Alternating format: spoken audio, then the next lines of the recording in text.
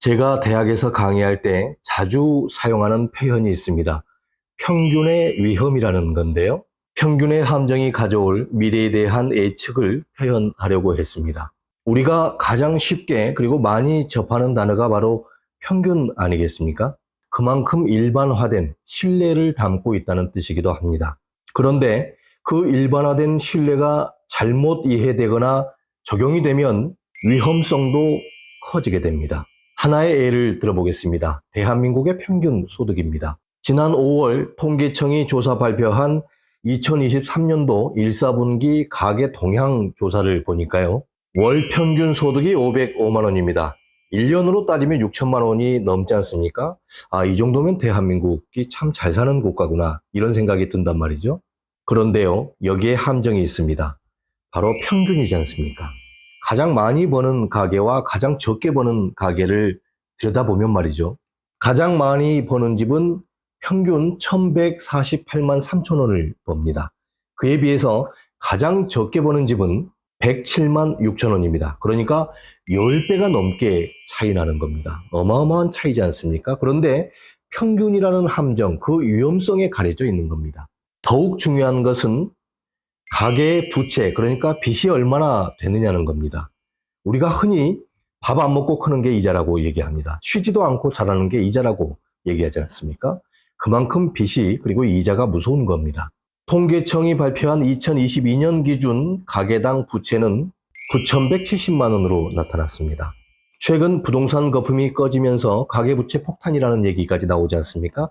그런데 가계당 부채가 9천만 원 조금 넘는 집이 몇 가구나 되겠습니까? 벌어들이는 소득도 그렇지만 가계당 부채, 즉 빚의 차이가 엄청난 빈부격차를 새삼 느끼게 한다고 봐야 됩니다. 또 한 가지 평균의 예를 들어보겠습니다. 대한민국 주택 보급률이 이미 지난 2021년도에 100%를 넘었습니다. 한 가구당 집 한 채가 넘게 보급됐다는 것 아니겠습니까? 그런데도 무주택자가 얼마나 많습니까? 특히 일부 언론에서는 주택 공급이 부족해서 앞으로 수년 내에 아파트값이 껑충 뛰어 오를 것이다라는 전망을 내놓고 있습니다. 그런 보도를 내놓는 언론사를 자세히 들여다보면 건설 자본이 소유를 하고 있는 언론사거나 또는 건설 기업에 대한 광고 의존도가 높다는 것을 쉽게 알 수 있습니다. 저는 오래전부터 기업이 언론을 소유하거나 또는 언론에 관여하는 비율이 높아지면 심각한 정보와 여론의 왜곡을 불러올 수 있고 정치적인 관여를 넘어서 국가 경영에도 영향을 미칠 수 있기 때문에 자본이 언론을 소유하는 것에 대해서는 신중한 검토가 필요하다는 말씀을 여러 차례 드렸습니다. 이야기가 조금 다른 방향으로 흘러가는데요. 평균의 위험성에 대해서 다시 얘기를 드리자면 지금 대한민국은 기본과 평등의 조건이 무너지는 과정에 있습니다. 1년에 벌어들이는 평균 소득이 6천만 원인 국가에서 누군가는 1억을 훨씬 넘게 벌고 누군가는 1,000만 원을 겨우 넘긴다면 그리고 그 소득의 차이가 정당하지 못하고 불평등에서 야기된 차이라면 상황은 달라지는 겁니다. 저는 생계형 범죄의 또 다른 표현은 밀란의 조짐이라고 봅니다. 실제로 세계적인 선진국인 미국과 영국에서도 생계형 범죄가 그야말로 급증하고 있습니다. 이제 일정 금액 이하로는 범죄로도 취급하지 않을 정도라고 하지 않습니까? 저는 앞으로 이렇게 빈부격차가 더 악화되고 그리고 생계형 범죄가 증가하다 보면 일부 총기가 허용되는 국가에서는 국가 시스템이 마비되고 또는 무너질 수 있는 밀란도 발생할 수 있다고 봅니다. 그런데요, 최근 대한민국 역시도 이런 심각한 사회범죄가 늘어나고 있습니다. 더욱 심각한 것은 삶을 포기하는 그야말로 극단적인 선택을 하는 사람들도 늘어나고 있지 않습니까? 당장 먹을 것이 없어서 남의 물건을 훔치고 또 극단적으로 삶을 포기하는 사회가 어떻게 정상적인 사회라고 할 수 있겠습니까? 지금 이렇게 우리 사회가 흔들리고 국가의 미래가 어두운 상황에서 사회적 합의를 통해서 함께 사는 사회를 만들어야 할 가장 큰 책임과 의무를 갖고 있는 정치권의 모습을 보십시오. 그야말로 아수라장이고 형편없는 싸움꾼들에 불과하지 않습니까? 패거리 정치를 하고 있지 않습니까?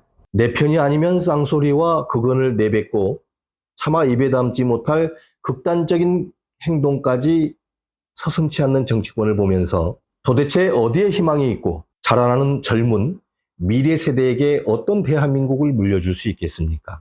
많은 국민들이 따가운 시선을 보내고 또 경종을 울려도 전혀 개의치 않고 정치권은 그야말로 무책임하고 형편없는 모습들을 보이고 있습니다. 변화는커녕 더 나빠지고 있습니다. 무능하고 위선적인 정치꾼들에게 국민들이 무관심하고 또 국민들이 외면하는 것이 그들의 생존에 가장 유리하기 때문에 그렇습니다.